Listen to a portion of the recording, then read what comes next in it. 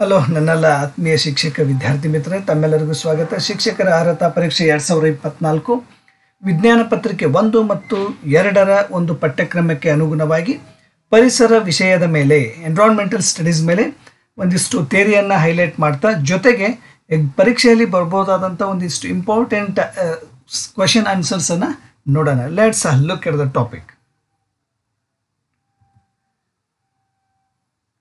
ಪರಿಸರ ಅಂದ್ರೇನು ನಮ್ಮೆಲ್ಲರಿಗೂ ಗೊತ್ತಿದೆ. ನಮ್ಮ ಸುತ್ತಮುತ್ತಲಿರ್ತಕ್ಕಂಥ ವಾತಾವರಣಕ್ಕೆ ನಾವು ಪರಿಸರ ಅಂತ ಕರಿತೀವಿ. ಹಾಗಾದರೆ ಈ ಪರಿಸರವನ್ನು ನಾವು ನಮ್ಮ ಭೂಮಿಯ ಪ್ರಮುಖವಾಗಿ 4 ಗೋಳಗಳಿಂದ ಕೂಡಿದೆ. ಓಕೆ, ಹಾಗಾದರೆ ಯಾವ್ಯಾವು ಅನ್ನೋದಾದರೆ ವಾಯುಗೋಳ, ಜಲಗೋಳ, ಶಿಲಾಗೋಳ ಮತ್ತು ಜೀವಗೋಳ ಅಂಥೇಳಿ ಪ್ರಮುಖವಾಗಿ ಈ 4 ಗೋಳಗಳನ್ನಾಗಿ ನಾವು ವಿಂಗಡಣೆ ಮಾಡ್ತೀವಿ. ಜೊತೆಗೆ ಜೀವಗೋಳವು ಜೈವಿಕ ಮತ್ತು ಅಜೈವಿಕ ಅಂಶಗಳ ಪರಸ್ಪರ ಹೊಂದಾಣಿಕೆಯಿಂದ ಜೀವಿಗಳ ವಾಸಕ್ಕೆ ಯೋಗ್ಯವಾಗಿದೆ ಅಂತ ಹೇಳ್ಬೋದು. ಇದನ್ನೇ ನಾವು ನಮ್ಮ ಜೀವಗೋಳ ಅಂತ ಕರಿತೀವಿ.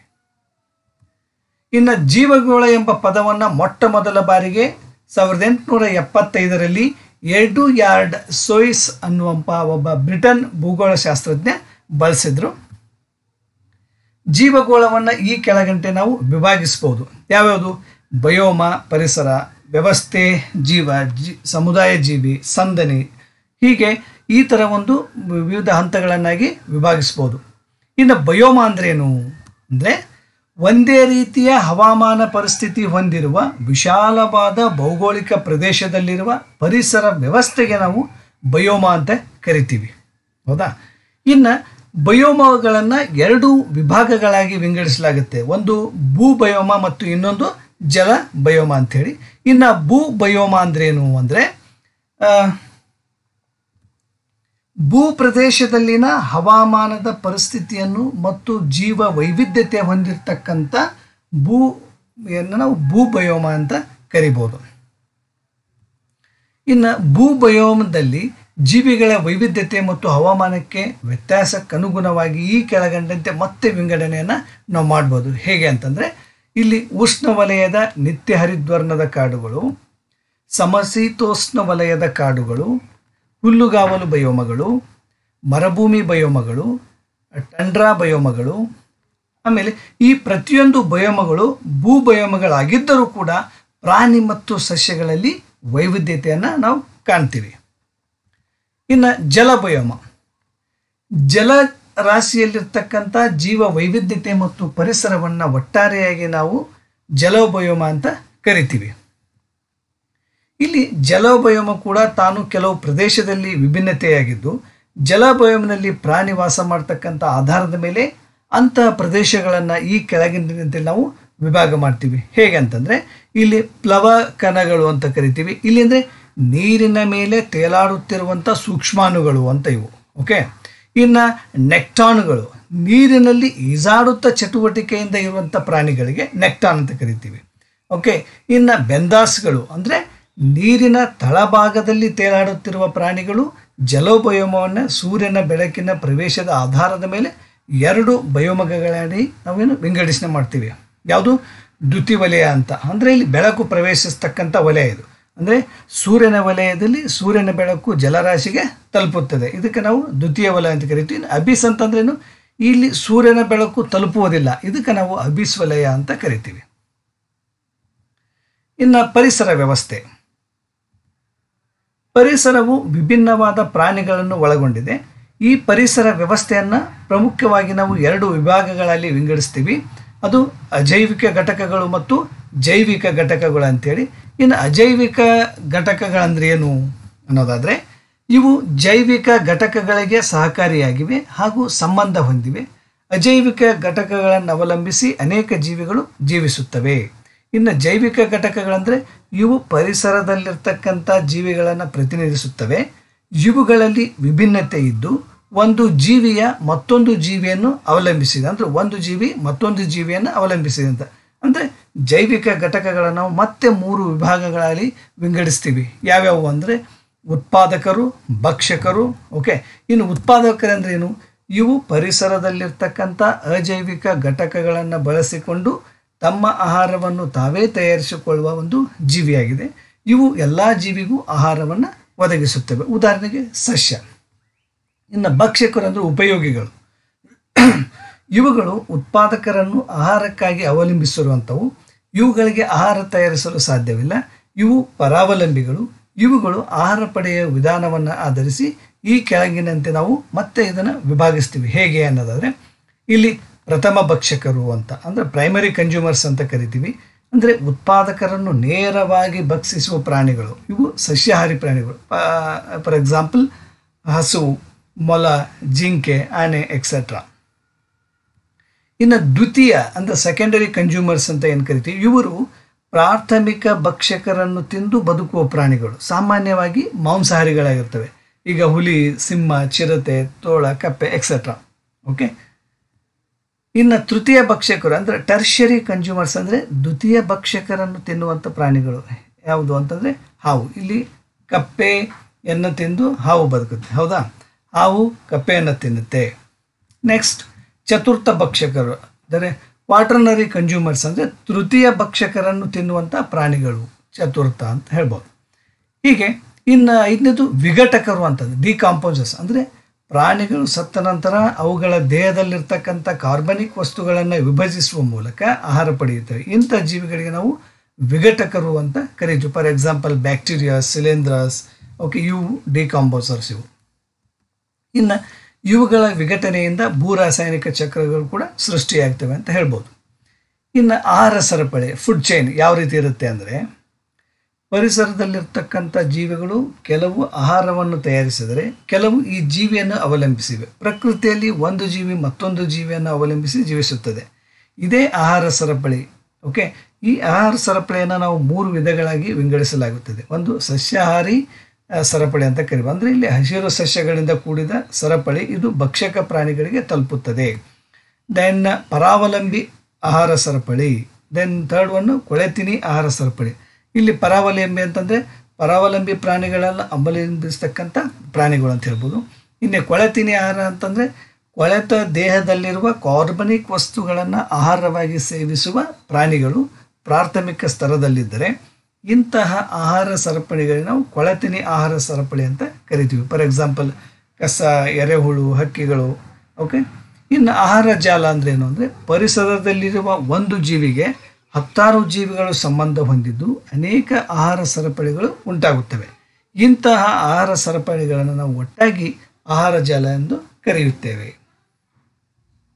ಇನ್ನು ಪರಿಸರದ ಪಿರಮಿಡ್ಗಳು ಅಂತ ಅಂದರೆ ಪರಿಸರದ ಜೀವಿಗಳು ಒಂದು ಇನ್ನೊಂದನ್ನು ಅವಲಂಬಿಸಿವೆ.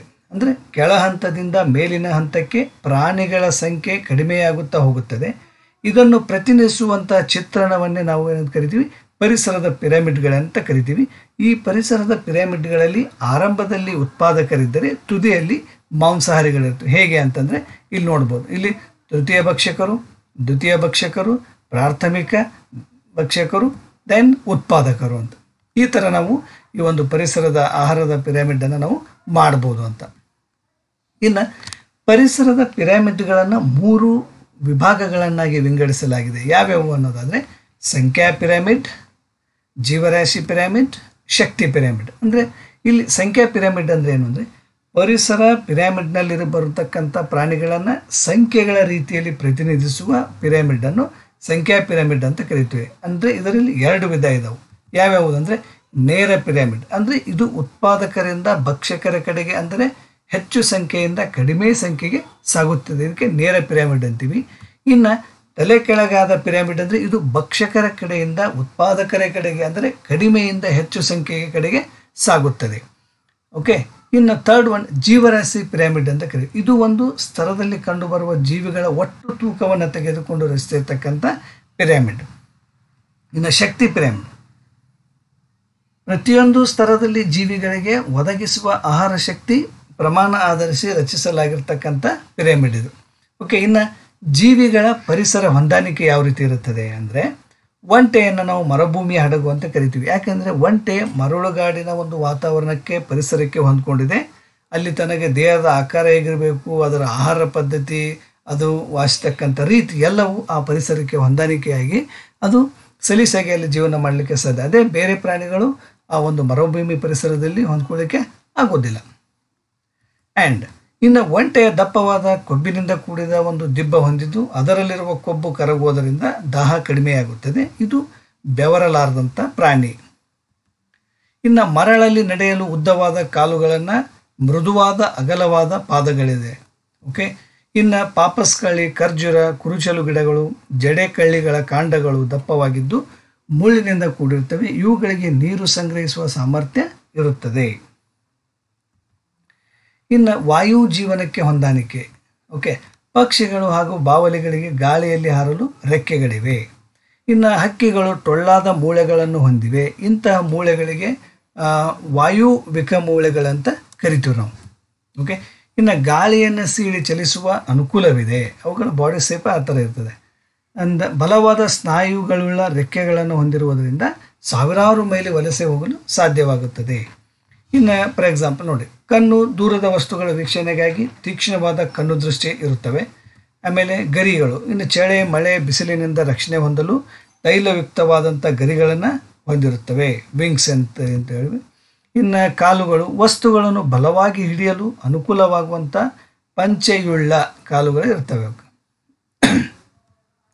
ಇನ್ನು ಭೂಜೀವನಕ್ಕೆ ಯಾವ ರೀತಿ ಹೊಂದಾಣಿಕೆ ಆಗ್ತವೆ ಅಂದರೆ, ಇಲ್ಲಿ ಬಿಲಗಳಲ್ಲಿ ವಾಸಿಸಲು ಹಾವು ಹಲ್ಲಿಗಳಿಗೆ ಉದ್ದವಾದ ಕಿರಿದಾದ ದೇಹವಿರುತ್ತದೆ ಹಾಗೂ ಕೆಲವು ಜೀವಿಗಳಿಗೆ ಕಾಲು ಇರುವುದಿಲ್ಲ. ಮೊಲವು ಅಗಲವಾದ ಕಿವಿಯನ್ನು ಹೊಂದಿದ್ದು ಈ ಮೂಲಕ ದೇಹದ ಹೆಚ್ಚಿನ ಉಷ್ಣಾಂಶ ಏನು ಮಾಡ್ತದೆ ಅಂದರೆ ಅದು ಹೊರ ಹಾಕುತ್ತದೆ ಅಂತ ಹೇಳ್ಬೋದು. ಅದರ ಒಂದು ಅಗಲವಾದ ಕಿವಿ ಹೊಂದಿದ್ದು ಈ ಮೂಲಕ ದೇಹದ ಹೆಚ್ಚಿನ ಉಷ್ಣಾಂಶವನ್ನು ಅದು ಹೊರಹಾಕಲಿಕ್ಕೆ ಪ್ರಯತ್ನ ಆಗುತ್ತೆ. ಇನ್ನು ಹಿಮ ಪ್ರದೇಶಕ್ಕೆ ಹೊಂದಾಣಿಕೆ ಅಂದರೆ ಹಿಮಕರಡಿ, ಹಿಮಸಾರಂಗ, ಹಿಮನಾಯಿಗಳು ಹಿಮ ಪ್ರದೇಶದ ಶೀತವನ್ನು ತಡೆಯಲು ದಪ್ಪ ಚರ್ಮ ಮತ್ತು ದಟ್ಟ ಕೂದಲನ್ನು ಹೊಂದಿರ್ತವೆ. ಇನ್ನು ಜಲಜೀವನಕ್ಕೆ ಹೊಂದಾಣಿಕೆ ಆಗ್ತಕ್ಕಂಥ ಪ್ರಾಣಿಗಳು ನೀರಿನಲ್ಲಿ ವಾಸಿಸಲು ಮೀನು ಮತ್ತು ತಿಮಿಂಗಿಲಗಳಿಗೆ ದೋಣಿಯಾಕಾರದ ಒಂದು ದೇಹವಿದೆ. ಇನ್ನು ಮೀನುಗಳು ನೀರಿನಲ್ಲಿ ಚಲಿಸಲು ಈಜು ರೆಕ್ಕೆಗಳನ್ನು ಹೊಂದಿವೆ. ದೇಹದ ಮೇಲೆ ಹುರುಪುಗಳಿವೆ. ನೀರನ್ನು ಬಾಯಿಯಿಂದ ಹೀರಿಕೊಂಡು ಕಿವಿಯ ಮೂಲಕ ನೀರನ್ನು ಹೊರಹಾಕುವಾಗ ನೀರಿನಲ್ಲಿರ್ತಕ್ಕಂಥ ಆಮ್ಲಜನಕವನ್ನು ಹೀರಿಕೊಳ್ಳುತ್ತದೆ. ಆದುದರಿಂದ ಈ ಕಿವಿರುಗಳ ಮೀನಿನ ಉಸಿರಾಟದ ಅಂಗಗಳಾಗಿವೆ ಅಂತ ನಾವು ಹೇಳ್ಬೋದು. ಇನ್ನು ಕಪ್ಪೆಗಳು, ಬಾತುಕೋಳಿಗಳು ಈಜಲು ಜಾಲಪಾದ ಒಂದೇ ವೆಬ್ಡ್ ಫೀಟ್ ಅಂತ ಕರಿತೀವಲ್ಲ, ಆ ವೆಬ್ಡ್ ಫೀಟು ಅದಕ್ಕೆ ಈಜಲಿಕ್ಕೆ ಭಾಳ ಈಸಿಯಾಗಿ ಹೆಲ್ಪ್ ಮಾಡ್ತವೆ ಅಂತ. ಇನ್ನು ಬಾತುಕೋಳಿಗಳು ನೀರಿನಲ್ಲಿ ಆಹಾರ ಹಿಡಿಯಲು ಉದ್ದನೆಯ ಕೊಕ್ಕನ್ನು ಹೊಂದಿವೆ, ಬೀಕ್ ಅನ್ನು ಹೊಂದಿರ್ತವೆ. ಸೊ ಹಾಗಾಗಿ ಕಪ್ಪೆಗಳು ಆಹಾರವನ್ನು ಹಿಡಿಯಲು ನಾಲಿಗೆಯಲ್ಲಿ ಅಂಟನ್ನು ಹೊಂದಿವೆ. ಓಕೆ. ಇನ್ನು ಶತ್ರುಗಳಿಂದ ರಕ್ಷಣೆಗಾಗಿ ಪರಿಸರದಲ್ಲಿ ಹೊಂದಾಣಿಕೆಯನ್ನು ಮಾಡ್ಕೊಳ್ತೇವೆ. ಯಾವ ರೀತಿ ಅಂದರೆ, ಇಲ್ಲಿ ಜಿಂಕೆ ಹಾಗೂ ಮೊಲಗಳು ಶತ್ರುಗಳಿಂದ ತಪ್ಪಿಸಿಕೊಳ್ಳಲು ವೇಗವಾಗಿ ಓಡುತ್ತವೆ. ಓಕೆ. ಆಮೇಲೆ ಆಮೆಗಳು ಗಟ್ಟಿಯಾದ ಮತ್ತು ದಪ್ಪ ಕವಚವನ್ನು ಹೊಂದಿದ್ದು ಶತ್ರುಗಳಿಂದ ರಕ್ಷಿಸಿಕೊಳ್ಳುತ್ತವೆ. ಇನ್ನು ಕೆಮಿಲಿಯನ್ ಏನಂತ ಕರಿತೀವಿ ನಾವು, ಊಸರು ಹುಳ್ಳಿ ಅಂತ. ಆಮೇಲೆ ಕಟಲ್ ಮೀನು, ಆಕ್ಟೋಪಸ್ನಲ್ಲಿ ಆಗುವಂಥ ಬಣ್ಣ ಬದಲಾವಣೆಗಳು ಶತ್ರುಗಳಿಂದ ರಕ್ಷಣೆಯನ್ನು ಆ ಒಂದು ಪ್ರಾಣಿಗಳಿಗೆ ನೀಡುತ್ತವೆ ಅಂತ ಹೇಳ್ಬೋದು. ಇನ್ನು ಸ್ಟಿಕ್ ಇನ್ಸೆಕ್ಟ್ ಮತ್ತು ಲೀಪ್ ಇನ್ಸೆಕ್ಟ್ಗಳು ಕ್ಯಾಮೋಫ್ಲೇಜ್ ಎಂಬ ಹೊಂದಾಣಿಕೆ ಹೊಂದಿದ್ದು ಇವು ತಾವು ವಾಸಿಸುವ ಸನ್ನಿವೇಶವನ್ನು ಹೋಲುವ ಬಣ್ಣ ಹೊಂದುತ್ತವೆ. ಅಂದರೆ ಇಲ್ಲಿ ಯಾವ ಥರ ಒಂದು ಸಿಚುವೇಶನ್ ಇರುತ್ತೆ, ಯಾವ ಥರ ಅಲ್ಲಿ ವಸ್ತುಗಳಿರುತ್ತೆ, ಅದೇ ಥರ ಬಣ್ಣವನ್ನು ಹೊಂದುವುದರ ಮೂಲಕ ತಮ್ಮನ್ನು ತಾವು ರಕ್ಷಿಸಿಕೊಳ್ಳಲಿಕ್ಕೆ ಸಹಾಯ ಆಗುತ್ತೆ ಅಂತ ಹೇಳ್ಬೋದು. ಇನ್ನು ಕೆಲವು ಕೀಟಗಳು ದುರ್ಗಂಧ ವಾಸನೆಯಿಂದ ತಮ್ಮನ್ನು ರಕ್ಷಿಸಿಕೊಳ್ತವೆ. ಓಕೆ. ಆ್ಯಂಡ್ ಇನ್ನು ಬೊಂಬಾರ್ಡಿಯರ್ ಜೇನುನೊಣಗಳು ತಮ್ಮ ಆತ್ಮರಕ್ಷಣೆಗಾಗಿ ಶತ್ರುವಿನ ಮೇಲೆ ಮತ್ತು ಬೇಟೆಯಾಡಲು 30 ಸೆಂಟಿಮೀಟರ್ ದೂರದವರೆಗೂ ಎರಚುವ ರಾಸಾಯನಿಕ ವಸ್ತುವನ್ನು ಹೊರಹಾಕುತ್ತವೆ. ನೋಡಿ, 30 ಸೆಂಟಿಮೀಟರ್ ದೂರವರೆಗೂ ಆ ಒಂದಿಷ್ಟು ರಾಸಾಯನಿಕವನ್ನು ಸ್ಪ್ರೇ ಮಾಡ್ತವೆ. ಕೆಲವೊಂದಿಷ್ಟು ಹಾವಿದ್ದಾವೆ, ಈಗ ವೈಪರ್ ಸ್ನೇಕ್ ಅಂತ ಇದೆ, ಅದು ಕೂಡ ಸ್ಪ್ರೇ ಮಾಡುತ್ತೆ. ಒಂದು ತುಂಬ ದೂರದಲ್ಲಿರ್ತಕ್ಕಂಥ ವ್ಯಕ್ತಿಯು ತನ್ನ ವಿಷವನ್ನು ಸಿಡಿಸೋ ಮೂಲಕ. ಅವು ಒಂದು ಡಿಫೆನ್ಸ್ ಮೆಕ್ಯಾನಿಸಮ್, ತಮ್ಮನ್ನು ತಾವು ಆತ್ಮರಕ್ಷಣೆ ಮಾಡಿಕೊಳ್ಳಿಕ್ಕೆ ಅವುಗಳಲ್ಲಿ ಆದಂಥ ಒಂದು ಬಾಡಿ ಮಾರ್ಪಾಡು ಮಾಡಿಕೊಂಡು ಶತ್ರುವಿನ ರಕ್ಷಿಸಿಕೊಳ್ಳಲಿಕ್ಕೆ ಅದು ನ್ಯಾಚುರಲ್ ಆಗಿ ಆಗಿರುವಂತಕ್ಕಂಥದ್ದು. ಇನ್ನು ದ್ರವ ಪ್ರದೇಶಕ್ಕೆ ಹೊಂದಾಣಿಕೆ ಯಾವುದು ಅಂದರೆ, ಇಲ್ಲಿ ಪೆಂಗ್ವಿನ್ ಪಕ್ಷಿಯ ಚರ್ಮದಡಿ ಕೊಬ್ಬಿನ ಪದರವಿದ್ದು ಇದು ಚಳಿಯನ್ನು ತಡೆದುಕೊಳ್ಳುವ ಸಾಮರ್ಥ್ಯವನ್ನು ಹೊಂದಿದೆ. ನೋಡಿ, ಅಂಟಾರ್ಟಿಕಲ್ಲಿ ಎಕ್ಸ್ಟ್ರೀಮ್ ಕೋಲ್ಡ್ ಇರೋ ಒಂದು ಸ್ಥಳದಲ್ಲಿ ನಾವು ಪೆಂಗ್ವಿನ್ ಬರ್ಡನ್ನು ನೋಡ್ಬೋದು. ಅದರ ಚರ್ಮ ದಪ್ಪ ಇರುತ್ತೆ, ಅದರ ಕೆಳಗಡೆ ಕೊಬ್ಬಿನ ಪದರ ಇರೋದ್ರಿಂದ ಅದು ಚಳಿಯನ್ನು ತಡೆದುಕೊಂಡು ಅಲ್ಲಿ ಬದುಕಲಿಕ್ಕೆ ಸಾಧ್ಯ. ಇನ್ನು ಪರ್ವತ ಪ್ರದೇಶಕ್ಕೆ ಹೊಂದಾಣಿಕೆ ಆಗ್ತವೆ ಯಾಕ್ ಮತ್ತು ಲಾಮಾ ಪ್ರಾಣಿಗಳು. ನೋಡ್ರಿ, ಪರ್ವತ ಪ್ರದೇಶದಲ್ಲಿ ವಾಸಿಸಲು ಅನುಕೂಲ ಆಗುವಂತೆ ದಟ್ಟವಾದಂಥ ಕೂದಲು ದೇಹವನ್ನು ಹೊಂದಿದೆ, ಭಾಳಷ್ಟು ಕೂದಲಾಗಿರ್ತವೆ. ತಮ್ಮನ್ನು ಒಂದು ಎಕ್ಸ್ಟ್ರೀಮ್ ಕೋಲ್ಡಿಂದ ರಕ್ಷಣೆ ಮಾಡಿಕೊಳ್ಳಿಕ್ಕೆ ಸಾಧ್ಯ ಆಗುತ್ತೆ ಅಂತ ಹೇಳ್ಬೋದು. ಇನ್ನು ಪ್ರಾಚೀನ ಭಾರತೀಯ ಗಾಯತ್ರಿ ಮಂತ್ರದಲ್ಲಿ ಇಲ್ಲಿ ಒಂದು ಪ್ರಾಧಾನ್ಯತೆ ನೀಡಿರುವರು ಅಂದರೆ ಯಾವುದಕ್ಕೋಸ್ಕರ ಅಂದರೆ ಓಕೆ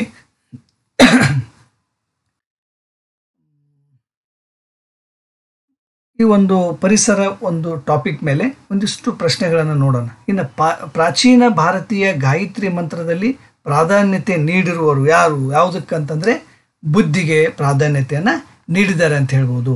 ಓಂ ಭೂರ್ಭುವಸ್ವ ತತ್ಸವಿತುರ್ವರೆಣ್ಯಂ ಭರ್ಗೋ ದೇವಸ್ಯ ಧೀಮಹಿ ಧಿಯೋ ಯೋ ನ ಪ್ರಚೋದಯಾತ್ ಅಂತ. ಅಂದರೆ ಇಲ್ಲಿ ಬುದ್ಧಿಗೆ ಒಂದು ಹೆಚ್ಚಿನ ಪ್ರಾಧಾನ್ಯತೆಯನ್ನು ನೀಡುವಂಥ ಮಂತ್ರ ಅಂತ ಅದು ಹೇಳ್ಬೋದು. ಇನ್ನು ಪ್ರಾಣಿಗಳಿಗೂ ಮನುಷ್ಯರಿಗೂ ಪ್ರಮುಖ ಭೇದ ಯಾವುದು ಇದೆ ಅಂತಂದರೆ ಯೋಚನೆ, ಆಹಾರ, ನೀರು, ಲೈಂಗಿಕ ಕ್ರಿಯೆ. ಇಲ್ಲಿ ಆಹಾರ, ನೀರು, ಲೈಂಗಿಕ ಕ್ರಿಯೆ ಆ್ಯಸ್ ಇಟ್ ಇದೆ ಅಂತಾರೆ. ಇಲ್ಲಿ ಯೋಚನೆಯಿಂದ ಮನುಷ್ಯ ವಿಭಿನ್ನವಾಗಿದ್ದಾನೆ ಬೇರೆ ಪ್ರಾಣಿಗಳಿಂದ, ಹಾಗಾಗಿ ಅಲ್ಲಿ ಯೋಚನೆ ಅಂತ ಹೇಳ್ಬೋದು. ಇನ್ನು ಪ್ರಶ್ನೆ ನಂಬರ್ 3, ಮಾನವನು ಬುದ್ಧಿಜೀವಿ ಎಂದು ಹೇಳಿದ ಗ್ರೀಸ್ನ ತತ್ವಜ್ಞಾನಿ ಯಾರು ಅಂದರೆ option B, that is Aristotle ಅವರು. ಇನ್ನು ಪ್ರಶ್ನೆ 4, ಪ್ರಜಾಪ್ರಭುತ್ವ ವ್ಯವಸ್ಥೆಯು ಫಲಕಾರಿಯಾಗಬೇಕಾದಲ್ಲಿ ಇದು ಅವಶ್ಯಕ ಯಾವುದು? ಸರ್ಕಾರ, ಶಿಕ್ಷಣ, ಕುಟುಂಬ ಮತ್ತು ಸಮಾಜ. ಇಲ್ಲಿ ಸರಿಯಾದ ಉತ್ತರ ಯಾವುದಂದ್ರೆ ಆಪ್ಷನ್ ಸಿ, ದಟ್ ಈಸ್ ಕುಟುಂಬ ಅಂತ. ಇಲ್ಲಿ ಪ್ರಜಾಪ್ರಭುತ್ವ ವ್ಯವಸ್ಥೆ ಫಲಕಾರಿಯಾಗಬೇಕಾದಲ್ಲಿ ಇಲ್ಲಿ ಕುಟುಂಬ ಬೇಕೇ ಬೇಕು. ಕುಟುಂಬದ ಸದಸ್ಯರಿರ್ತಾರೆ, ಜನಗಳಿಂದ, ಸಮಾಜದಿಂದ ಒಂದು ಸರ್ಕಾರ ಆಗಲಿಕ್ಕೆ ಸಾಧ್ಯ ಅಂತ ಹೇಳ್ಬೋದು ನಾವು. ಇನ್ನು ವಿಶ್ವಭಾರತಿ ವಿಶ್ವವಿದ್ಯಾಲಯವನ್ನು ಸ್ಥಾಪಿಸಿದವರು ಯಾರು? ನಮ್ಮೆಲ್ಲರಿಗೂ ಗೊತ್ತಿರುವ ಹಾಗೆ ನಮ್ಮ ರಾಷ್ಟ್ರಗೀತೆಯನ್ನು ಬರೆದಂಥ ಕವಿ ರವೀಂದ್ರನಾಥ್ ಟ್ಯಾಗೋರ್ ಅವರು. Option B is the right one. ಇನ್ನು ಹಳ್ಳಿಯ ಪ್ರಮುಖ ಉದ್ಯೋಗ ಯಾವುದು? ವ್ಯಾಪಾರ, ಕುಂಬಾರಿಕೆ, ಒಕ್ಕಲುತನ, ಬಡಗಿತನ. ಇಲ್ಲಿ ಸರಿಯಾದ ಉತ್ತರ ಆಪ್ಷನ್ ಸಿ, ಒಕ್ಕಲುತನ ಅಂತ ಹೇಳ್ಬೋದು, ಫಾರ್ಮಿಂಗ್. ಇನ್ನು ನಮ್ಮ ಭಾರತವು ಪ್ರಮುಖವಾಗಿ ವ್ಯವಸಾಯ ಪ್ರಧಾನ ರಾಷ್ಟ್ರ, ಕೈಗಾರಿಕಾಕರಣ ರಾಷ್ಟ್ರ, ತಂತ್ರಜ್ಞಾನ ರಾಷ್ಟ್ರ, ನೌಕರಶಾಹಿ ರಾಷ್ಟ್ರ. ಇಲ್ಲಿ ಸರಿಯಾದ ಉತ್ತರ ವ್ಯವಸಾಯ ಪ್ರಧಾನ ರಾಷ್ಟ್ರ ನಮ್ಮದು. ಓಕೆ. ಆ್ಯಂಡ್ ಸಹಾರಾದ ಬಿಡೋಯಿನ್ ಸಮುದಾಯದವರು ವೃತ್ತಿಯ ಆಧಾರಿತವಾಗಿ ಹೀಗೆ ಗುರುತಿಸಲ್ಪಟ್ಟಿದ್ದಾರೆ: ಪಶುಪಾಲಕ ಅಲೆಮಾರಿಗಳು, ಬೇಟೆಗಾರಿಕಾ ಅಲೆಮಾರಿಗಳು, ಕೃಷಿ ವಲಸೆಗಾರರು, ಋತುಕಾಲಿಕ ವಲಸೆ. ಇಲ್ಲಿ ಸರಿಯಾದ ಉತ್ತರ ಆಪ್ಷನ್ ಎ, ಪಶುಪಾಲಕ ಅಲೆಮಾರಿಗಳು. ಅಂದರೆ ದನಗಳನ್ನು ಪಾಲನೆ ಮಾಡ್ತಾ ಅಲೆದಾಡ್ತಾ ಇರ್ತಾರೆ ಅಂತ. ದೆನ್ ಸಮಾಜದ ಉಗಮಕ್ಕೆ ಕಾರಣವಾದ ಅಂಶ ಯಾವುದು? ಸ್ವಾವಲಂಬನೆ, ಒಂಟಿತನ, ತಬ್ಬಲಿತನ, ಅಂತರ್ ಅವಲಂಬನೆ ಮತ್ತು ಸಂಘಜೀವನ. ಇಲ್ಲಿ ಸರಿಯಾದ ಉತ್ತರ ಆಪ್ಷನ್ ಡಿ, ಅಂತರ್ ಅವಲಂಬನೆ. ಅಂದರೆ ಒಬ್ಬರಿಗೊಬ್ಬರು ಮನುಷ್ಯ ಒಬ್ಬನೇ ಜೀವನ ಮಾಡಲಿಕ್ಕೆ ಸಾಧ್ಯ ಇಲ್ಲ. ನಾವು ಇನ್ನೊಬ್ಬರ ಮೇಲೆ ನಮ್ಮ ಒಂದು ಅವಶ್ಯಕತೆಗೆ ಅನುಗುಣವಾಗಿ ಅವಲಂಬನೆಯನ್ನು ಮಾಡಲೇಬೇಕಾಗುತ್ತೆ. ಹಾಗಾಗಿ ಮತ್ತೆ ಒಬ್ಬನೇ ಬದುಕಲಿಕ್ಕೂ ಕೂಡ ಸಾಧ್ಯ ಇಲ್ಲ. ಅದು ಸಂಘಜೀವಿ ಅಂತ ಹೇಳ್ಬೋದು. ಇವುಗಳಲ್ಲಿ ಯಾವುದು ಸರಿ? ಮಾನವ ಸ್ವಾವಲಂಬಿ, ಮಾನವ ಸಂಘಜೀವಿ, ಮಾನವ ಒಂಟಿಜೀವಿ, ಸಿನಿಮಾ ಮಂದಿರ. ಇಲ್ಲಿ ಸರಿಯಾದ ಉತ್ತರ ಆಪ್ಷನ್ ಬಿ, ಮಾನವ ಸಂಘಜೀವಿ ಅಂತ ಹೇಳ್ಬೋದು. Man is A social animal ಅಂತ. ಇಲ್ಲಿ ಆಧುನಿಕ ಸಮಾಜದ ಲಕ್ಷಣಗಳು ಯಾವುವು? ನಗರೀಕರಣ, ಆಧುನಿಕ ತಂತ್ರಜ್ಞಾನ, ಕೈಗಾರಿಕೀಕರಣ, ಸಾಂಪ್ರದಾಯಿಕ ಆಲೋಚನೆ, ಸಾಂಪ್ರದಾಯಿಕ ಜೀವನ. ಇಲ್ಲಿ ಸರಿಯಾದ ಉತ್ತರ ಆಪ್ಷನ್ ಎ, ನಗರೀಕರಣ, ಆಧುನಿಕ ತಂತ್ರಜ್ಞಾನವು ಒಂದು ಆಧುನಿಕ ಸಮಾಜದ ಲಕ್ಷಣ ಅಂತ ಹೇಳ್ಬೋದು. ಇನ್ನು ಒಂದು ನಿರ್ದಿಷ್ಟ ಭೂಪ್ರದೇಶದಲ್ಲಿ ರಾಜಕೀಯವಾಗಿ ಸಂಘಟಿತರಾಗಿರುವ ಜನಸಮುದಾಯವನ್ನು ಏನೆಂದು ಕರೆಯುತ್ತಾರೆ? ಇಲ್ಲಿ ರಾಜ್ಯ, ಸಮಾಜ, ಸರ್ಕಾರ, ಐಚ್ಛಿಕ ಸಂಸ್ಥೆ. ಇಲ್ಲಿ ಸರಿಯಾದ ಉತ್ತರ ಆಪ್ಷನ್ ಬಿ, ದಟ್ ಈಸ್ ಸಮಾಜ ಅಂತ ನಾವು ಕರಿಬೋದು. ರಾಜ್ಯವನ್ನು ಇತರ ಸಂಸ್ಥೆಗಳಿಂದ ಬೇರ್ಪಡಿಸುವ ಮೂಲಾಂಶ ಯಾವುದು? ನಿರ್ದಿಷ್ಟ ಭೂಪ್ರದೇಶ, ಸರ್ಕಾರ, ಪರಮಾಧಿಕಾರ, ಜನಸಂಖ್ಯೆ. ಇಲ್ಲಿ ಸರಿಯಾದ ಉತ್ತರ ಆಪ್ಷನ್ ಸಿ, ದಟ್ ಈಸ್ ಪರಮಾಧಿಕಾರ. ಓಕೆ. ಆ್ಯಂಡ್ ರಾಜ್ಯದ ಇಚ್ಛೆಯನ್ನು ಪ್ರಕಟಿಸುವ ಮತ್ತು ಅನುಷ್ಠಾನಗೊಳಿಸುವ ಯಂತ್ರ ಅಥವಾ ನಿಯೋಗಿ ಯಾವುದು ಅಂತಂದರೆ ಇಲ್ಲಿ ಸರಿಯಾದ ಉತ್ತರ ಆಪ್ಷನ್ ಸಿ, ದಟ್ ಈಸ್ ಸರ್ಕಾರ. ಆಮೇಲೆ ರಹಸ್ಯ ಭಾಷೆ ಹಾಗೂ ಬರಹಗಳ ಅಧ್ಯಯನದ ವಿಜ್ಞಾನಕ್ಕೆ ನಾವು ಏನಂತ ಕರಿತೀವಿ? ಇಲ್ಲಿ ಸರಿಯಾದಂಥ ಉತ್ತರ ಆಪ್ಷನ್ ಎ, ದಟ್ ಈಸ್ ಕ್ರಿಪ್ಟೋಲಜಿ ಅಂತ ಕರಿತೀವಿ. ರಹಸ್ಯ ಭಾಷೆ ಮತ್ತು ಬರಹಗಳ ವಿಜ್ಞಾನಕ್ಕೆ ಕ್ರಿಪ್ಟೋಲಜಿ ಅಂತ ಕರಿತೀವಿ. ಇನ್ನು ಭೂಮಿಯಿಂದ ಮೇಲೆ ಹೋದಂತೆಲ್ಲ ವಾಯುವಿನ ಒತ್ತಡ ಏನಾಗಿರುತ್ತದೆ? ಜಾಸ್ತಿ ಆಗುತ್ತಾ, ಕಡಿಮೆ ಆಗುತ್ತಾ, ಸಮನಾಗಿರ್ತದ ಅಥವಾ ಹೇಳಬರುವುದಿಲ್ಲ? ಇಲ್ಲಿ ಸರಿಯಾದ ಉತ್ತರ ಆಪ್ಷನ್ ಬಿ, ಕಡಿಮೆ ಆಗುತ್ತಾ ಹೋಗುತ್ತದೆ. ನಾವು ಭೂಮಿಯಿಂದ ಮೇಲೆ ಹೋದಂತೆಲ್ಲ ವಾಯುವಿನ ಒತ್ತಡ ಏನಾಗುತ್ತೆ? ಕಡಿಮೆ ಆಗುತ್ತೆ ಅಂತ ಹೇಳ್ಬೋದು. ಇನ್ನು ಸಿಸ್ಮಾಲಜಿ ಏನನ್ನು ಅಭ್ಯಸಿಸುತ್ತದೆ? ಮಣ್ಣಿನ ಗುಣ, ಜ್ವಾಲಾಮುಖಿ ಕುರಿತಂತೆ, ಭೂಕಂಪ ಮತ್ತು ಸಂಬಂಧಿಸಿದ ವಿಚಾರಗಳನ್ನು, ಖನಿಜಗಳಿವೆ. ಸಿಸ್ಮೋಲಜಿ ಅಂತಂದರೆ ಇದು ಭೂಕಂಪಕ್ಕೆ ಸಂಬಂಧಿಸಿದ ಒಂದು ಅಧ್ಯಯನವನ್ನು ತಿಳಿಸುತ್ತೆ ನಮಗೆ. ಓಕೆ. ಬಾರ್ ಇದು ಯಾವುದರ ಅಳತೆಯ ಮಾನ? ಇಲ್ಲಿ ವಾತಾವರಣದ ಒತ್ತಡ, ಶಾಖ, ವಿದ್ಯುತ್ ಶಕ್ತಿ. ಇಲ್ಲಿ ಸರಿಯಾದ ಉತ್ತರ ಆಪ್ಷನ್ ಎ, ವಾತಾವರಣದ ಒತ್ತಡವನ್ನು ಅಳೆಯಲಿಕ್ಕೆ ಬಾರ್ ಅಂತ ನಾವು ಉಪಯೋಗಿಸ್ತೀವಿ. ಇನ್ನು ನಾಟ್ ಎಂಬುದು ಯಾವುದರ ವೇಗವನ್ನು ಅಳೆಯುವಂಥ ಒಂದು ಮಾನವಾಗಿದೆ?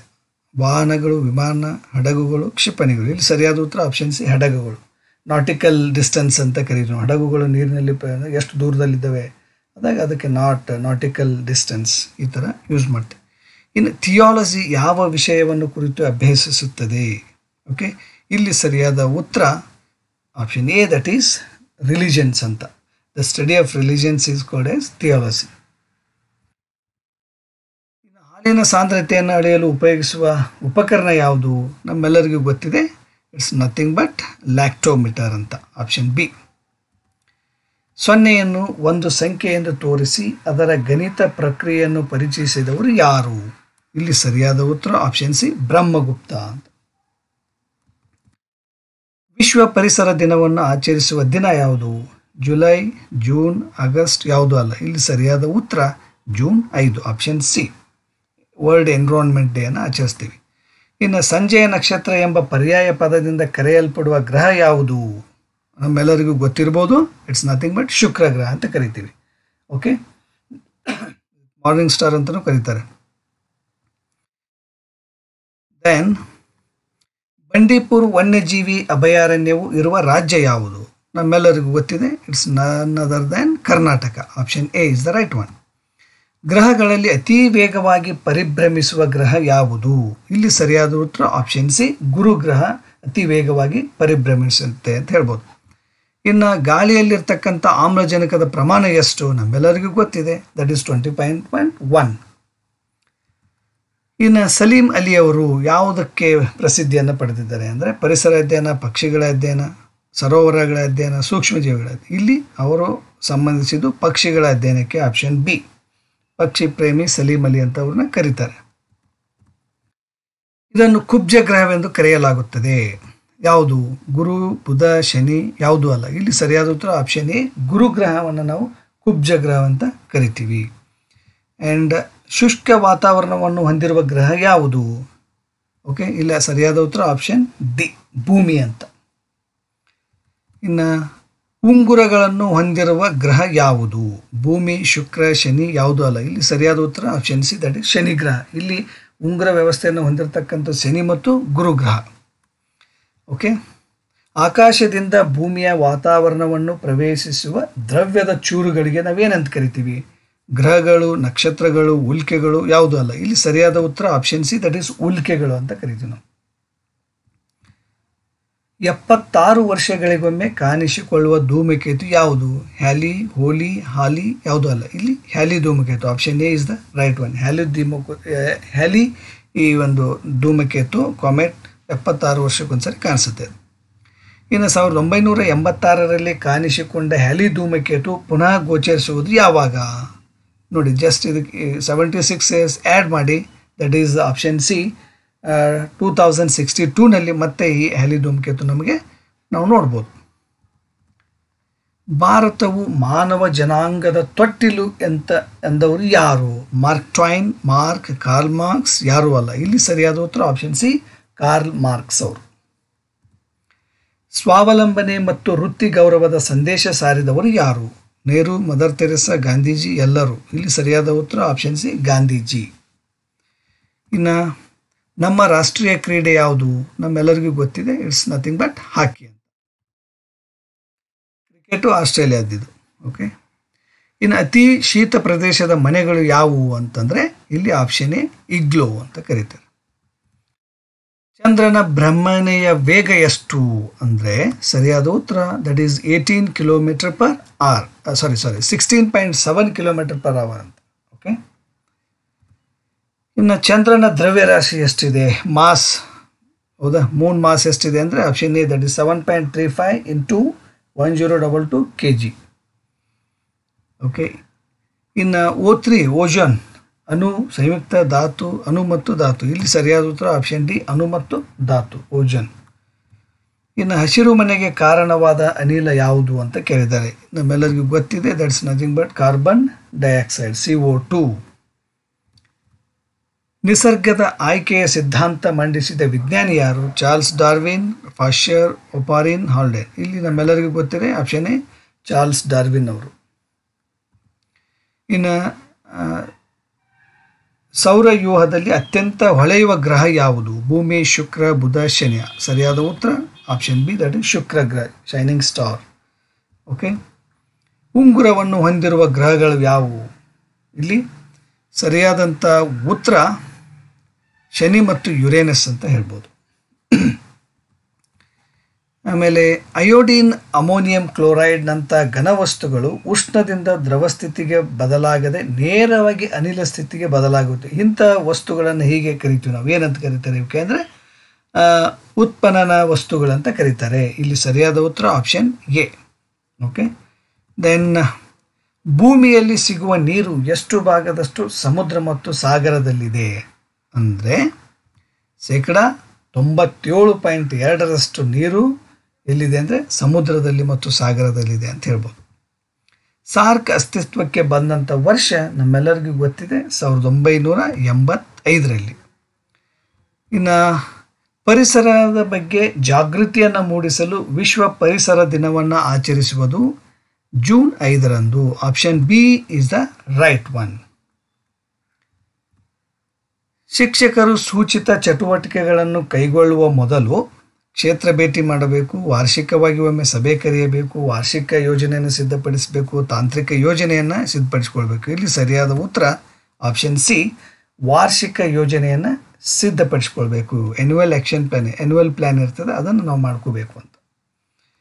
ಆ್ಯಂಡ್ ಪ್ರಾಥಮಿಕ ಹಂತದಲ್ಲಿ ಪರಿಸರ ಅಧ್ಯಯನವನ್ನು ಬೋಧಿಸುವ ಉದ್ದೇಶ ಏನು ಅಂದರೆ ಇಲ್ಲಿ ಮಕ್ಕಳ ನೈಜ ಜಗತ್ತಿಗೆ ಪರಿಚಯಿಸುವುದು, ನಾಗರಿಕತೆ ಅರಿವನ್ನು ಉಂಟು ಮಾಡುವುದು, ಸಾಮಾಜೀಕರಣ ಕ್ರಿಯೆಗೆ ಒಳಪಡಿಸುವುದು, ಧಾರ್ಮಿಕ ಪ್ರಜ್ಞೆಯನ್ನು ಉಂಟು ಮಾಡುವಂಥದ್ದು. ಇಲ್ಲಿ ಸರಿಯಾದ ಉತ್ತರ ಆಪ್ಷನ್ ಎ, ಮಕ್ಕಳನ್ನು ನೈಜ ಜಗತ್ತಿಗೆ ಪರಿಚಯಿಸಲಿಕ್ಕೆ ನಾವು ಪರಿಸರ ಅಧ್ಯಯನವನ್ನು ಮಕ್ಕಳಿಗೆ ಬೋಧಿಸಬೇಕು ಅಂತ. 1986ರ ರಾಷ್ಟ್ರೀಯ ಶಿಕ್ಷಣ ನೀತಿಯ ಪ್ರಕಾರ ಪರಿಸರ ಶಿಕ್ಷಣವು ಪರಿಸರ ಸಂರಕ್ಷಣೆ ಮೌಲ್ಯವನ್ನು ಬೆಳೆಸುತ್ತದೆ, ವಿದ್ಯಾರ್ಥಿಗಳಿಗೆ ಪರಿಸರ ಪ್ರಜ್ಞೆಯನ್ನು ಉಂಟು ಮಾಡುತ್ತದೆ, ಶೈಕ್ಷಣಿಕ ಪ್ರಕ್ರಿಯೆಯನ್ನು ಸಮಗ್ರವಾಗಿಸುತ್ತದೆ, ಮೇಲಿನ ಎಲ್ಲವೂ. ಇಲ್ಲಿ ಸರಿಯಾದ ಉತ್ತರ ಆಪ್ಷನ್ ಎ, ಪರಿಸರ ಸಂರಕ್ಷಣೆಯ ಮೌಲ್ಯವನ್ನು ಮಕ್ಕಳಲ್ಲಿ ಬೆಳೆಸಲಿಕ್ಕೆ ಈ ಒಂದು ರಾಷ್ಟ್ರೀಯ ಶಿಕ್ಷಣ ನೀತಿ ಆ ಪರಿಸರ ಶಿಕ್ಷಣವನ್ನು ಇಂಟ್ರೊಡ್ಯೂಸ್ ಮಾಡ್ತೀವಿ ಅಂತ ಹೇಳ್ಬೋದು. ಇನ್ನು ಪರಿಸರ ಅಧ್ಯಯನದ ವ್ಯಾಪ್ತಿಯು ಶಿಶು ಕೇಂದ್ರಿತ, ಬೋಧನಾ ಆಧಾರಿತ, ಅನುಭವ ಆಧಾರಿತ, ಮೇಲಿನ ಎಲ್ಲವನ್ನು ಒಳಗೊಂಡಿದೆ. ಇಲ್ಲಿ ಸರಿಯಾದ ಉತ್ತರ ಆಪ್ಷನ್ ಡಿ, ಮೇಲಿನ ಎಲ್ಲವನ್ನೂ ಒಳಗೊಂಡಿದೆ. ಶಿಶು ಕೇಂದ್ರಿತವಾಗಿದೆ, ಅನುಭವ ಆಧಾರಿತವಾಗಿದೆ ಮತ್ತು ಬೋಧನಾ ಆಧಾರಿತವಾಗಿದೆ. ಪರಿಸರ ಅಧ್ಯಯನವನ್ನು ನಿರ್ವಹಿಸಲು ಇರುವ ಉತ್ತಮ ವಿಧಾನ ಯಾವುದು? ಇಲ್ಲಿ ಸರಿಯಾದ ಉತ್ತರ ಆಪ್ಷನ್ ಡಿ, ಪರಿಸರದಲ್ಲೇ ಬೋಧಿಸುವಿಕೆ. ಇನ್ನು ಸಸ್ಯದ ಬೆಳವಣಿಗೆಯ ಪರಿಕಲ್ಪನೆಯನ್ನು ಶಿಕ್ಷಕರು ತರಗತಿಯಲ್ಲಿ ಪರಿಣಾಮಕಾರಿಯಾಗಿ ಬೋಧಿಸಲು ಅತ್ಯುತ್ತಮ ವಿಧಾನ ಯಾವುದು ಅಂದರೆ ಇಲ್ಲಿ ಸರಿಯಾದ ಆಪ್ಷನ್ ಡಿ, ಅಂದರೆ ಮಕ್ಕಳು ಬೀಜಗಳನ್ನು ಬಿತ್ತಿ ಅವು ಮೊಳಕೆಯೊಡೆದು ಸಸಿಯಾಗುವುದನ್ನು ಅವಲೋಕಿಸುವುದು. ಇದು ಅವರಿಗೆ ಒಂದು ಲೈವ್ ಆಗಿ ಕಲಿಸುವಂಥ ಒಂದು ಮೆಥಡ್. ಪರಿಸರ ಅಧ್ಯಯನದ ಬಹು ಆಕಾರ ಕಲಿಕೆಯ ಮುಖ್ಯ ಆಕಾರ ಯಾವುದು? ಗಣಕಯಂತ್ರ, ದೂರದರ್ಶನ, ಆವಾಸ, ಬಾನು. ಇಲ್ಲಿ ಸರಿಯಾದ ಉತ್ತರ ಆಪ್ಷನ್ ಸಿ, ಆವಾಸ ಅಂತ ಹೇಳ್ಬೋದು. ಓಕೆ. ಇನ್ನು ಪರಿಸರ ಅಧ್ಯಯನದ ಮುಖ್ಯ ಸಂಯುಕ್ತ ಅಧ್ಯಯನ ಕ್ಷೇತ್ರಗಳೆಂದರೆ ಸಮಾಜ ವಿಜ್ಞಾನ ಭಾಷೆ, ಸಮಾಜ ವಿಜ್ಞಾನ ಗಣಿತ, ಸಮಾಜ ವಿಜ್ಞಾನ ಸಮಾಜ ವಿಜ್ಞಾನ ಪರಿಣತಿ. ಇಲ್ಲಿ ಸರಿಯಾದದ್ದು ಆಪ್ಷನ್ ಸಿ, ದಟ್ ಇಸ್ ಸಮಾಜ ವಿಜ್ಞಾನ ಮತ್ತು ವಿಜ್ಞಾನ. ಇವು ಪರಿಸರ ಅಧ್ಯಯನದಲ್ಲಿ ಬರ್ತಕ್ಕಂಥ ಒಂದು ಕ್ಷೇತ್ರಗಳಂತ ಹೇಳ್ಬೋದು ನಾವು.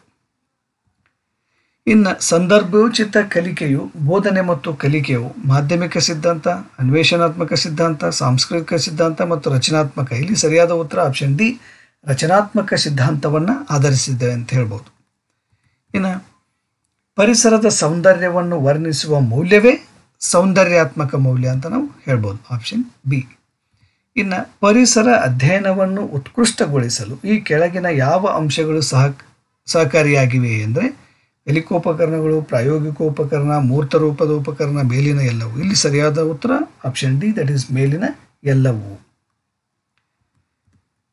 ಪರಿಸರ ಅಧ್ಯಯನ ಕುರಿತು ತ್ರೈಮಾಸಿಕ ಪತ್ರಿಕೆ ಯಾವುದು ಅಂದರೆ ಇಲ್ಲಿ ಹಾರ್ನ್ಬೀಟ್, down to earth, green file, India quarterly. ಇಲ್ಲಿ ಸರಿಯಾದ ಉತ್ತರ ಹಾರ್ನ್ಬೀಟ್ ಅಂತ, option A is the right one. ಯಾವ ಗ್ರಹವನ್ನು ನೀರಿನಲ್ಲಿ ಹಾಕಿದಾಗ ತೇಲುತ್ತದೆ ಅಂದರೆ ಅದು ಶನಿ ಗ್ರಹವನ್ನು, option B is the right one. ಆಧುನಿಕ ತಳಿ ವಿಜ್ಞಾನದ ಪಿತಾಮಹ ಯಾರು? ನಮ್ಮೆಲ್ಲರಿಗೂ ಗೊತ್ತಿದೆ, ಗ್ರೆಗರಿ ಜಾನ್ ಮೆಂಡೆಲ್ ಅಂತ. Okay, option A is the right one. ಇನ್ನು ವಿಕಾಸ ಹಂತದ ಮೊದಲ ಮಾನವ ಯಾರು? ಡ್ರಿಯೋಪಿಥಿಕನ್, ಆಸ್ಟ್ರಿಲೋಪಿಥಿಕನ್, ಹೋಮೋಸೆಫಿಯನ್ಸ್, ಕ್ರೋಮ್ಯಾಗ್ನಾನ್ ಮಾನವ. ಇಲ್ಲಿ ಸರಿಯಾದ ಉತ್ತರ ಆಪ್ಷನ್ ಬಿ, ಆಸ್ಟ್ರಿಲೋಪಿಥಿನ್. ಓಕೆ, ಆಸ್ಟ್ರಿಲೋಪಿಥಿನ್ ಅಂದರೆ ಮೊದಲ ಮಾನವ. ಭಾರತದ ಅತ್ಯಂತ ಎತ್ತರವಾದ ಅಣೆಕಟ್ಟು ಯಾವುದು ಅಂದರೆ ನಮ್ಮೆಲ್ಲರಿಗೂ ಗೊತ್ತಿದೆ, ಬಾಕ್ರಾನಂಗಲ್ ಅಂತದ್ದು. Option B. ಅಪಿಕೋ ಚಳುವಳಿ ಪ್ರಾರಂಭವಾದ ವರ್ಷ ಯಾವುದು ಅಂದರೆ ದಟ್ ಈಸ್ 1974 ಅಂತ ಹೇಳ್ಬೋದು ನಾವು. Option C. ಇನ್ನು ಗೀರ್ ಅರಣ್ಯವು ಈ ರಾಜ್ಯದಲ್ಲಿ ಕಂಡುಬರುತ್ತದೆ. ನೋಡಿ, ಗೀರ್ ಅರಣ್ಯವು ಗುಜರಾತ್ನಲ್ಲಿ ಕಂಡುಬರುತ್ತೆ. ಈ ಗೀರ್ ಅರಣ್ಯದಲ್ಲಿ ನಾವು ಸಿಂಹಗಳನ್ನು ಹೆಚ್ಚು ಸಂಖ್ಯೆಯಲ್ಲಿ ಕಾಣಬಹುದು ಅಂತ. Option B. ಇನ್ನು ಪ್ರಕೃತಿಯು ಮಾನವನ ಆಶೆಯನ್ನು ಈಡೇರಿಸುತ್ತದೆ ವಿನಃ ದುರಾಶೆಯನ್ನಲ್ಲ ಎಂದು ಹೇಳಿದವರು ಯಾರು ಅಂದರೆ ಇಲ್ಲಿ ಸರಿಯಾದ ಉತ್ತರ option A, that is Mahatma ಗಾಂಧೀಜಿಯವರು. ಇನ್ನು ಇತ್ತೀಚಿನ ಪಶ್ಚಿಮ ಘಟ್ಟಗಳ ಸಂರಕ್ಷಣೆ ಬಗ್ಗೆ ವರದಿ ತಯಾರಿಸಿ ವಿವಾದಕ್ಕೆ ಒಳಗಾದ ವ್ಯಕ್ತಿ ಯಾರು? Kasturi Rangan, U R Rao, CNR Rao, Suresh Heblikar. ಇಲ್ಲಿ ಸರಿಯಾದ ಉತ್ತರ option D, that is Suresh Heblikar. ಇನ್ನು ಕೊನೆಯ ಪ್ರಶ್ನೆ, ಪರಿಸರ ಅಧ್ಯಯನದ ಪರಿಣಾಮಕಾರಿ ಕಲಿಕೆ ಇದರಿಂದ ಮಾತ್ರ ಸಾಧ್ಯ. ಯಾವುದು? ಪರಿಸರಯಾನ, ಶಿಕ್ಷಕರ ಒಲವು, ಪಠ್ಯ, ಇಂದ್ರಿಯಗಳಿಂದ. ಇಲ್ಲಿ ಸರಿಯಾದ ಉತ್ತರ ಆಪ್ಷನ್ ಎ, ಪರಿಸರಯಾನದಿಂದ. ನಾವು ಪರಿಸರ ಅಧ್ಯಯನ ಮಾಡಲಿಕ್ಕೆ ಪರಿಣಾಮಕಾರಿಯಾಗಿ ಆಗಬೇಕಂದ್ರೆ ಪರಿಸರದಲ್ಲಿ ಹೋಗಿ ಅದರ ಕುರಿತು ಹೆಚ್ಚು ಅಧ್ಯಯನ ಮಾಡಿದಾಗ ಅನುಭವಿಸಿ ಕಲಿತಂಥ ಜ್ಞಾನ ಅದು ಭಾಳ ದೀರ್ಘಕಾಲದವರೆಗೆ ನಮ್ಮಲ್ಲಿ ಉಳಿಯುತ್ತೆ ಅಂತ ಹೇಳ್ಬೋದು. ಸ್ನೇಹಿತರೆ, ಇವತ್ತಿನ ಒಂದು ತರಗತಿಯಲ್ಲಿ ನಾನು ಪರಿಸರ ಒಂದು ಅಧ್ಯಯನಕ್ಕೆ ಸಂಬಂಧಿಸಿದಂತೆ ತಮಗೆ ಸವಿಸ್ತಾರವಾದ ಮಾಹಿತಿಯನ್ನು ಕೊಟ್ಟಿದ್ದೀನಿ. ದಯವಿಟ್ಟು ಈ ಒಂದು ವಿಡಿಯೋ ನಿಮಗೆ ಇಷ್ಟ ಆದರೆ ಸಬ್ಸ್ಕ್ರೈಬ್ ಮಾಡಿ, ಲೈಕ್ ಮಾಡಿ, ಕಮೆಂಟ್ ಮಾಡಿ ಮತ್ತು ನಿಮ್ಮೆಲ್ಲ ಸ್ನೇಹಿತರೊಂದಿಗೆ ಈ ವಿಡಿಯೋನ ಶೇರ್ ಮಾಡಿ. Till then, take care. Thank you.